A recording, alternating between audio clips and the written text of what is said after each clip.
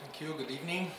My name is Kарло Barončelli. I am a visiting professor of Politecnico di Milano and one of the founders of Solving Efeso. Solving Efeso is a consulting group in 24 countries with 45 different nationalities. I would like to take you a different perspective. We have heard different point of views about innovation, but we work for. We are proud to work for blue chips around the world, and mainly in Europe. And so we have seen that innovative companies and high-performing companies, they have something similar in the way they manage their internal organization. So my speech will be more related to the way these companies work from the internal side. So what the speech comes from an internal research we did on 106 plants that we followed for 5 years. These plants belong mainly to multinational groups, European multinational groups. And we plotted the global performance in terms of business performance, KPIs and innovation, and the level of knowledge and organization in the x-axis. So we realized that luckily there is a correlation, so it looks like the better the companies are managed, the better they perform, and that's already a good news, which is not granted. And so we wondered what distinguish high-performance organizations, so that the organizations that are either performing very well and with a very good methodology application. And the first point is related to strategy. We have seen that most of these companies don't rely on a rigid, long-term strategic planning, but they keep adapting their planning, the strategic planning, the strategic thinking to what is emerging from internal capabilities. I listened very carefully to the lesson from Malaysia, our Malaysian colleague, and was very interesting. And external ecosystem, which is changing every day. So basically, the realized strategy is not exactly what was intended strategy at the beginning. There is an example from Robert Garanti saying about Walt Disney. When he started creating Mickey Mouse, he did not have in mind to become the first company in the world about entertainment. But then adapting internal capabilities and external ecosystem, eventually they became the world leader in that. The next point is related to basically the way the strategy is implemented. We go from, we realize that from the traditional, very steady policy deployment, these companies are going more into a breakthrough way of managing the transformation between strategy and execution.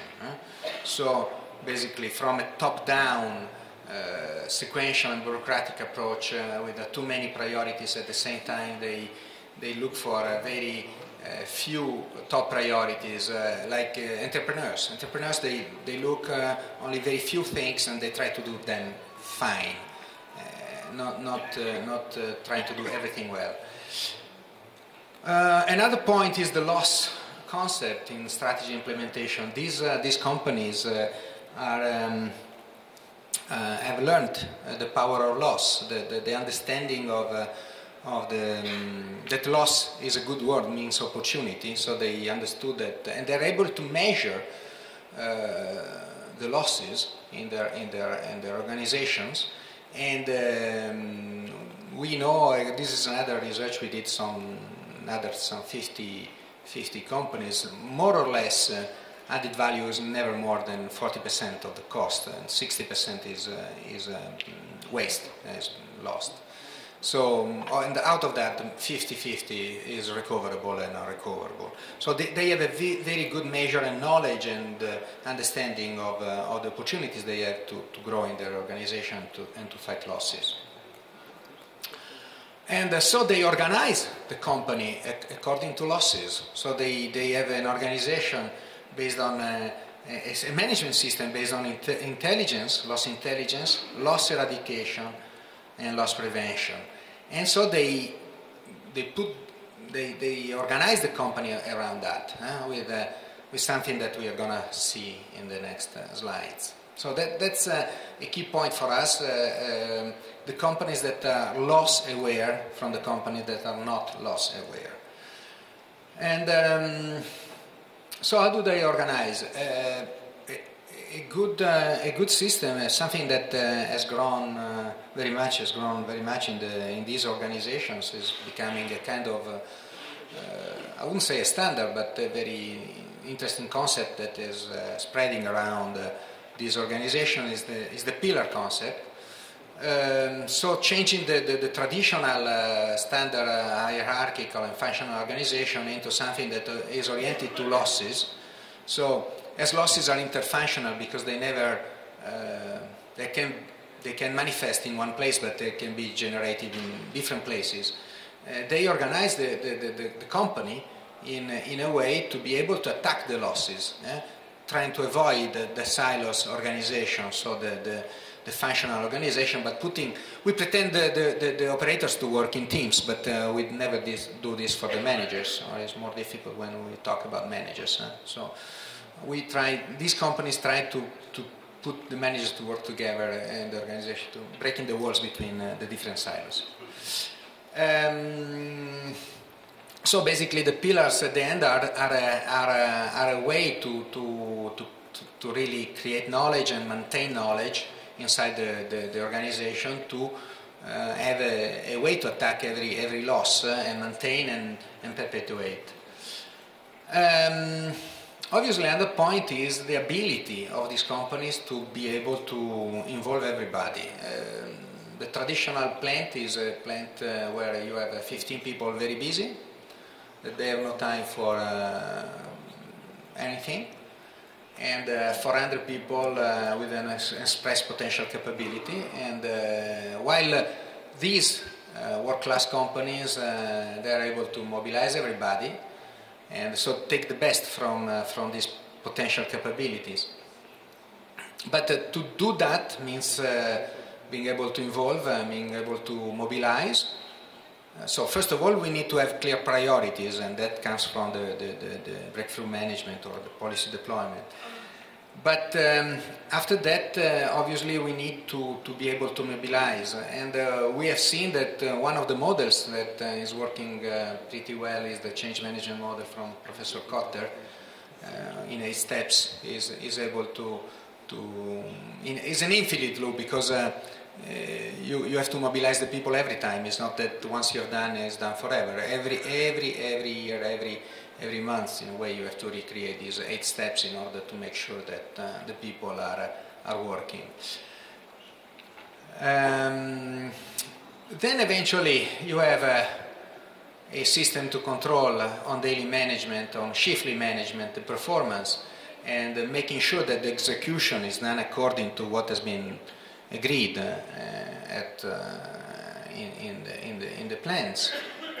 So from the bottom up, in order to correct in short term the variations of the system.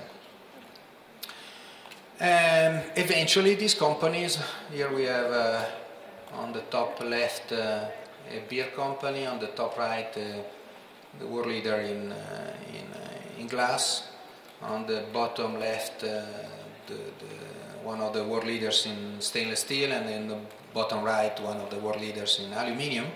Eventually which were part of the panel, and they work and they create their own management systems. So, in conclusion, basically, we understood we work in operations mainly, so we understood that success lays on three legs table. One is product and service innovation, which we have been talking in this day. Another is process and technology innovation, which we have been talking as well. But on two legs the table is not able to stay, so we need also management innovation. We need some way to make sure that when then technology is into the company, then the company is able to take advantage and to manage correctly towards success. Thank you.